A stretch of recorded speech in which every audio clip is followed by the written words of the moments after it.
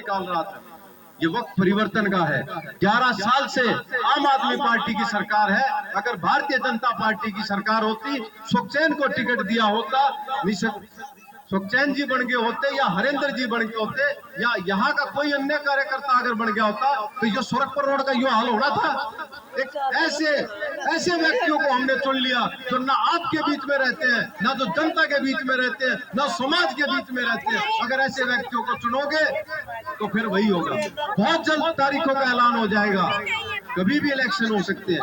परिवर्तन के लिए वोट करना, झूठी साची बातें में आकर वोट मत कर देना। 11 साल हो गया मैं इस बदहाली को देखते हुए। फिर ये तो जवाब है ना, ये जवाब ना तो आप ना मांगने की जरूरत पड़ेगी ना हमें देने की जरूरत पड़ेगी।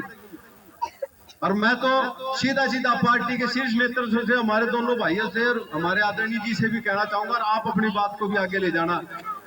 नजफगढ़ में जब भारतीय जनता पार्टी का विधायक बनेगा, हो सके उससे पहले भी कोशिश करी जाए। बनने के बाद अगर कोई पहला काम अगर हमने करना तो सुरखपुर रोड का सुधार करना। घरा में लोग आगे पानी बढ़ गया, आड़ जाड़ का रास्ता बंद।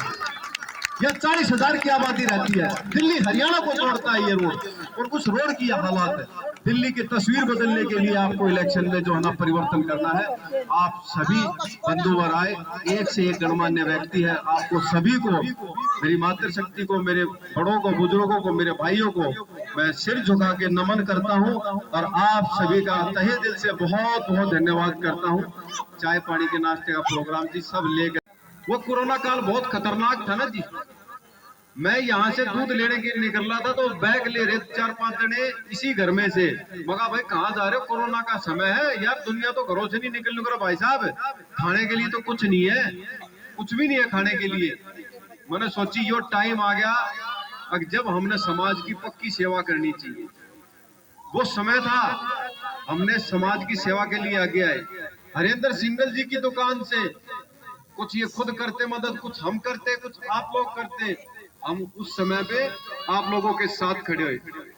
बचाव के अंदर कोरोना के कई मामले आए। भाई सुखचैन ने ट्रैक्टर पे खड़े हो गए, अपने ट्रैक्टर पे, और जब सैनिटाइज करने का काम करा, यहाँ हमारे हरेंद्र जी सिंगल जी बैठे हैं, उन्होंने भी ऐसे ही सैनिटाइजेशन पूरे एरिया को काम किया। कहाँ था विधायक, कहाँ था विधायक उस समय पे? जाके पैर फटे ना बोआई, वो क्या जाने पीर पर आई। मैं तो यहाँ से रोज निकलता था, इसी रोड से मेरा रोज निकलता है।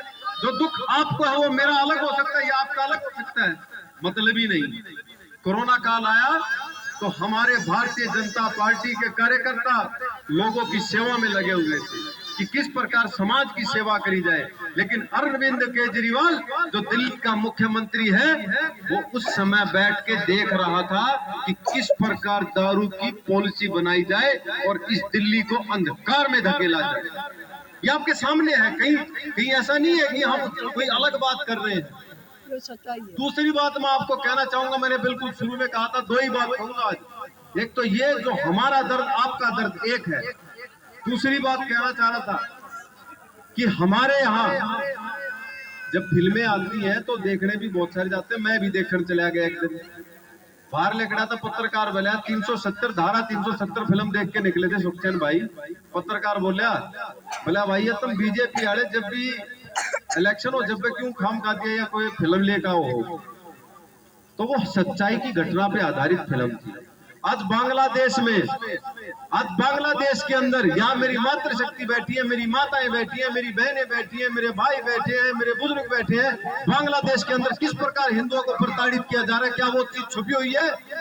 नहीं छुपी हुई। दिल्ली के अंदर दंगे होते हैं और उन दंगों के अंदर कौन ऐसा निकलता है कि जो उसका दोषी ठहरा जाता, वो आम